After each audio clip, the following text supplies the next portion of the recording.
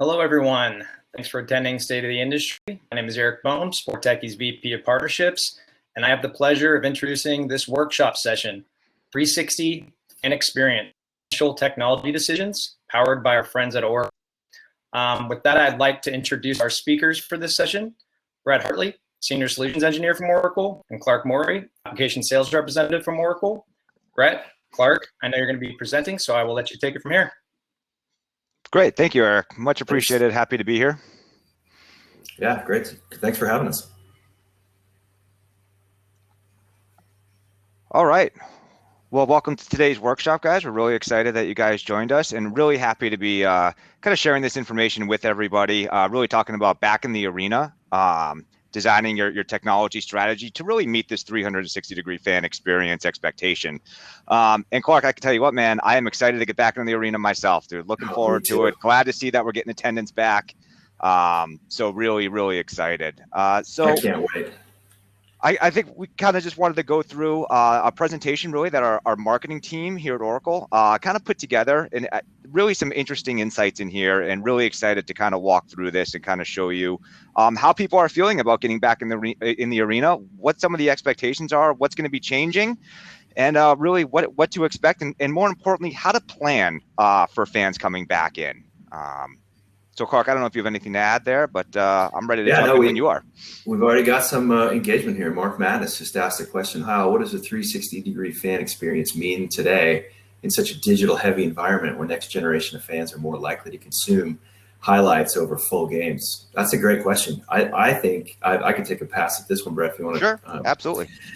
I think it's just understanding, where they are, where they're coming from, and other things that they like to see, other interests, a lot of partnerships and sponsorship opportunities on one side, and then also how they like to engage, whether it be via text, email, in person.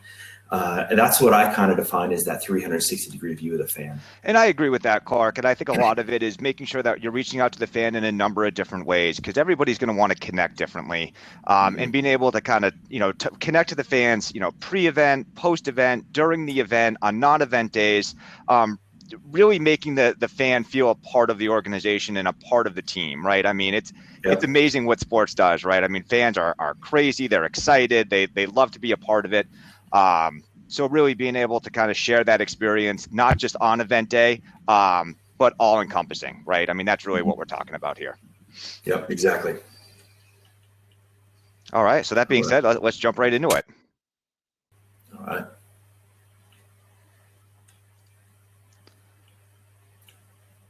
Were you giving this, Brett, or do you want me to do it? Oh, we can certainly. I can certainly start here. I find this slide amazing. Fans they've really missed live events, right? And I'm one of them. I mean, I've been at a number of events over the years, and the last year was tough, right? It really was. So the percentage of U.S. and U.K. consumers that plan to go back to stadiums once they're deemed safe, certainly has increased since July, which is great to see. And I think that's only going to continue to increase, especially as stadiums and teams start to kind of lay out their reopening plans. And even as they have, 10,000 people, kind of these smaller crowds as they're gearing up to get into that full capacity. I think fans, when they go, are going to realize what these teams and what these, food service providers and everything have done there to really make the team or make the fans feel safe. Right. So I think kind of as that news spreads, we're going to see that number continue to increase. Yeah, absolutely. I think once we have a couple of events that go well, people are going to relax a little bit more. I know all the teams that I've been talking to over the last year have done a tremendous amount of planning on ingress, egress, lines short, any kind of automatic delivery, you name it. So I think we're going to be really impressed with what we see with all the, the arenas once things do open up. I think so too. And I'll tell you, only, 23% shed tears? I think I was in that 23% range. I didn't get to go to Fenway Park last year. I wasn't able to make it to Gillette. I'm a Boston guy. So yeah, I think I was part of that group that shed tears. Me too. Here, so. Absolutely. It was heartbreaking. Yeah.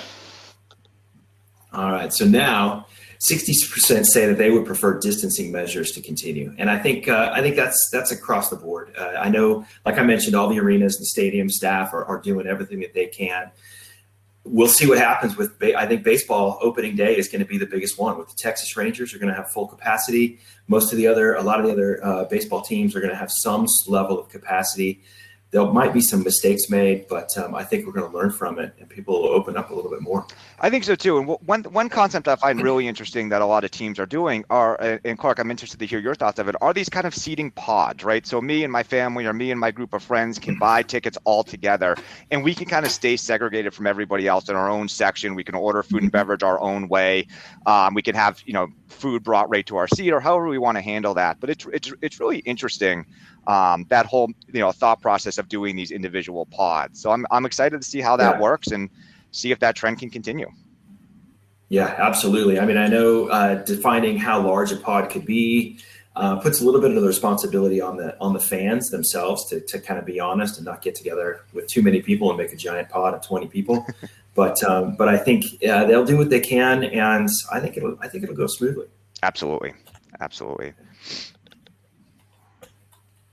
And now the future stadiums. This is what I find the most interesting, and I feel like teams were getting to this point before the pandemic, and this only just made it all that much more important. Before the event, the planning in advance, what happens inside the stadium with the mobile app. You can order food to your seat.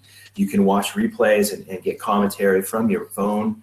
And then during the actual game, you can watch the Jumbotron. You can see what's happening, know what is open around the stands, around the stadium. And also, how long lines are, how long it would take to get to that special hot dog vendor or that beer vendor. And then after the event too, the egress, I think, is going to be a big one, just so people can get out of there in a safe manner. Absolutely. Well, I'm with you. I love the pre-planning of the event. I have 2 small kids myself. If I can pre-plan everything, know where to park, what gate I'm going into, when my time is to enter that gate, when my time is to leave, just to make the experience smoother and easier, I'm all for that. Pre-pandemic, post-pandemic, I'm into that. And then, so I agree. It's almost taken a page out of the Disney playbook, right? Where, Disney lets you kind of pre-plan that entire thing, gives you a family fast pass. It'll be interesting to see that come over to stadiums and really how that works. So definitely a big fan. Absolutely.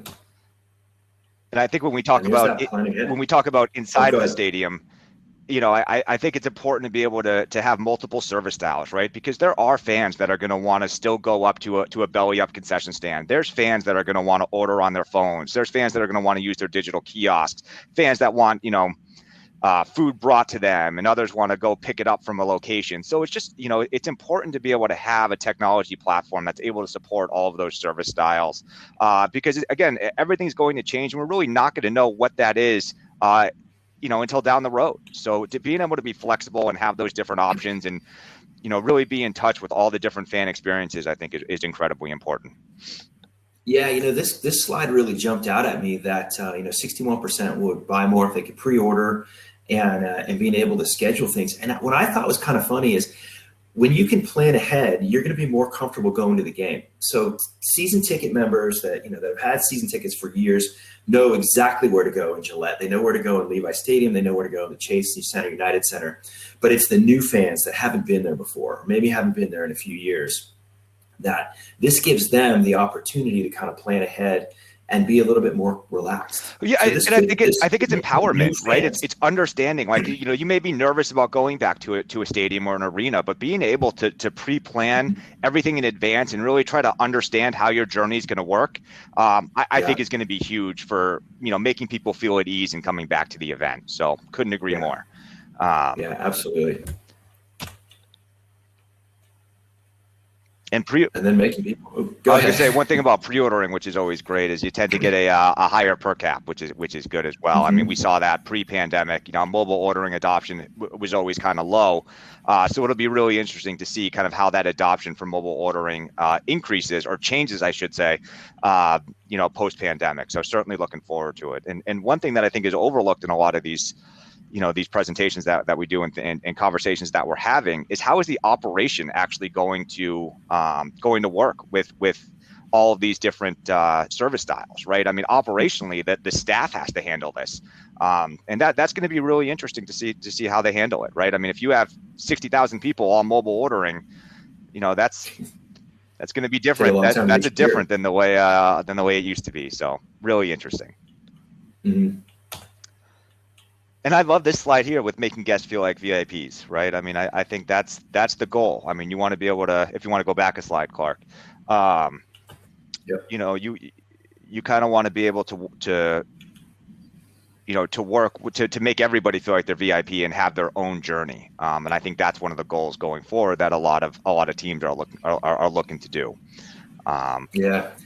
And actually, this ties to Mark's question earlier, is that 360-degree view of the fan. It's taking that data of your purchase, the shirts, t-shirts, and merch that you've purchased in the team store. If you're a big hot dog guy or certain type of beer that you order, that all can go into your file, and they can track that to make offers. If you're an Amstel Light drinker, you're a Bud Light drinker, they know that if they have a bunch of extra Bud Light toward the end of the game, they can give you a special. You bought a few, buy one, get one free for this last period or last quarter, and get to know you better. Exactly. And partners can use that as well to make more customized offers. Yep, I love the targeted offers. I think that's a great way to increase revenue and make people feel special at the same time. And anytime you can incorporate a corporate sponsor as well. So, saying, if you shop at Dunkin' Donuts and purchase it with your team app, right, you can get a discount at Dunkin' Donuts within the stadium, or however you want to do that. But being able to kind of incorporate that and really bring everything together and drive value for your sponsors, drive value for your fans, and drive value for your stadium. I mean, that's the dream scenario right there. So yeah, there you go. The bottom line is more revenue and happier fans. Exactly. I know, isn't that funny? Happier fans are spending more money. It's a win-win. Yeah, and then this tile just talks about pre-planning. This is what's really important, and then to be able to know what, say, parking lot you park in, or if you travel in by metro or subway or train or whatever, to know that information in advance. The teams can help reach out and give you more customized information. Yeah, and I'll tell you, I also love the pre-ordering the food and beverage. Right, if I can pre-order my food and beverage for a specific time, even the day before an event, that not only helps me feel better as a fan, because I know I'm not going to have to wait in line, my food's going to be ready at a specific time, but even as an operator, now I can start to plan better in my production areas of my kitchen, right? A lot of benefit to that pre-ordering food and beverage. So definitely love that, and completely understand, paying more to jump the queue. I mean, I have little kids. Waiting in line to get through a gate is certainly less than ideal. And that's even on top of missing a play. Exactly. Missing the plays, though, that's the least of my worries. I know. Yeah, that pre-ordering thing, I think that is going to be a huge game changer. If you can pre-order something at the beginning of each quarter, or at the end, I think it's just going to be such a difference. You can just sit back and relax. Absolutely. It's almost like taking the suite model, right? Because you do all your pre-orders in the suite, and taking that to the average fan. And I think that's a huge win, and definitely is going to make them feel special, right? I mean, that's great. You pre-order, you show up at that time, and your food and drink are ready for you to grab and head back to your seat. Yeah. I mean, that's about as good of an experience as you can get in the stadium, right? Exactly. And this was an interesting one. I know a lot of teams have skew kind of older in terms of their season ticket holders. And so they were really worried about the ticketless, paperless tickets and the mobile app. But I think there's just going to be a lot more usage of this as people get used to it. There might be some hiccups early on, but as fans get used to it, I think it's going to work really well and just take the experience to another level. Absolutely. And I was really surprised to see the staff concessions still at 22%. Some people, and my dad is one of those people, he loves the experience of going there, waiting in line, smelling the popcorn, being popped behind the concession stand, seeing the pretzel. And as an operator too, you probably like that because it's going to add, it drives more revenue, right? I mean, you smell that popcorn once you're there, and especially if you're there with a kid that sees that popcorn and wants it, you're buying it. So I was really surprised to see that, but I am intrigued to see how mobile apps and mobile ordering really takes off this year and the impact that it makes. So definitely looking forward to seeing that. Yeah.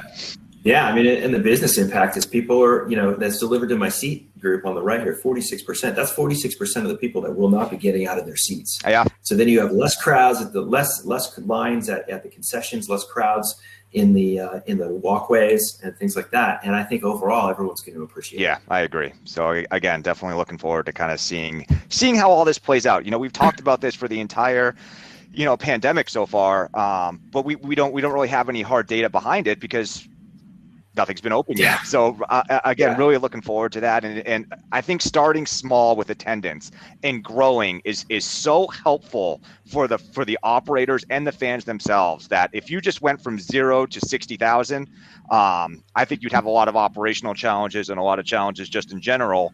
So I think being able to kind of start small and build is incredibly important. Yeah, I'm a season ticket holder for the 49ers, and I remember when Levi Stadium first opened. I mean, there were a lot of issues getting in and out. The parking, getting out of parking was probably one of the worst. But it just took a little bit of time. Once fans kind of knew where to go, they weren't wandering around. They knew exactly what concession they wanted to go to. My favorite was the chicken coop, a fried chicken sandwich. That just saved time. They could go around different ways that were less crowded. And I could see that change over that first season. That the first couple of games were just a mess, but it was exciting to be there. And then as the comfort level of both the staff and the fans increased, it just got easier and easier. And now it's a great experience. Well, in our session yesterday, I don't know if you were able to catch it, but we talked a lot about building that kind of entertainment district around the stadium, right? And how that can impact your entry and your exit, because people are already within your facility, right? So if I can get them in early and stagger that entry time, or I can get them to maybe go to a club within your stadium prior to leaving, or maybe if it's a football stadium to watch the 4:00 game at a premium clubhouse, I can really stagger that exit time and make that a much better process for everybody. Right. And I think that's, kind of finding different ways to increase the fan experience by staggering those entry and exit times. Because you're right, leaving a stadium at 60,000 people might be the worst part of every single event. So if you can keep people on site and in your building longer, that's just going to prove benefits for those that are trying to get out right away. So couldn't agree more. Mm-hmm. And they're spending more money. They're having, it's so funny that they're willing to spend more money if you could sell beer toward the end of the game or after the game. Well, yeah, I mean, I think about it. I would rather stay in a nice clubhouse watching the 4:00 game, ordering, good food, as opposed to sitting in my car stuck in a traffic jam trying to get out of that facility. So. Yeah, exactly. Especially when you lose, everybody's pissed off. They're honking their horns, trying to squeeze out. Yeah, it's brutal. I just saw a chat from Vince. Yeah, thanks. Really agree with that mobile ordering. Excuse me. I did some of it at Levi Stadium. I've done it at some other stadiums. It makes it really easy. It's and it gets to you. The only issues I think would be delivery. Once you can get that part figured out, I think fans are going to be happy. Plus, they're staying in their seats. They're not wandering around, getting in the way. Absolutely. They're watching the game. That's the goal. All right. And now extending the reach, this is going out to the event afterward. I mean, I think it's a big one. I see, Anaheim, Phoenix. There's a lot of teams that are adding more of this things to do around the stadium right after the event. And I just think that's going to be the biggest growth area, is keeping people on site or within walking distance and keeping them entertained. Absolutely. I want to keep you on site, building up these entertainment districts, bringing in, hotels and different restaurants, and then being able to connect that entire fan experience is really, so that way it's not just going to the event, it's an entire day, right? I mean, you're going in early, you're tailgating, you're going to some shops and restaurants, and then, you go to the event, post-event, you're going out to dinner, you know what I mean? You really want to make that experience just last, right? That's the goal. Mm-hmm. And also be able to drive revenue on non-event day just to continue to stay connected with your fans. Yeah. And I think, even with buying more beer, buying more concessions and merch after the game, I think the big revenue is going to be around partnerships. If partners can do some things around that stadium after the game, they can sponsor a concert or do whatever. That's going to be some big dollar sponsorship deals. Absolutely. And get your brand known, right? I mean, that's the other thing. I mean, if I'm getting text messages saying, "Hey, there's a Budweiser after party over here," I'm more likely to go to that. Yeah. Since you bought a Budweiser at the game, you get $1 off the Budweiser at the beer garden. So absolutely. Yeah, what'll that do to Budweiser sales? Buy a Bud at the game, and we'll give you a free ticket to the concert. Exactly. All right, I know we are. Oh, I think we are at time right now. Okay. Are we gonna get kicked out? Yeah, we can finish off this slide and then kind of move on here. But I think going beyond the stadium, this is very interesting. And I do know a couple teams that have done this in the past year where they'll partner with like a DoorDash or a Postmates or whatever it is to actually deliver game day meals at home. Which is great. I mean, I know my game day meal at Gillette Stadium. It's their tenderloin steak sandwich. I think one of the best meals I've ever had there. Nice. If I could get that delivered to my house for game day, that would be outstanding and something that I would love, and it would help me continue to stay connected and still have that experience that I used to have at the stadium at home. And that's just driving fan engagement and making me stay more connected with everybody. I'd be all over it. Those chicken coop sandwiches, those fried chicken sandwiches. Way to go. I didn't know you were a season ticket holder at the 49ers. Are we going to get Jimmy G back? You going to send him back to New England? I hope not, man. I love that guy. They haven't been returning my calls, so my advice doesn't count. But I hope they keep him. Man, he's done a phenomenal job. Yes, definitely.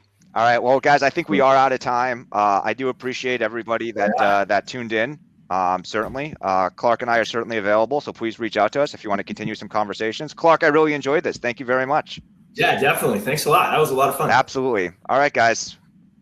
Thanks, everybody. Thanks, everybody. Thanks for joining. See you later.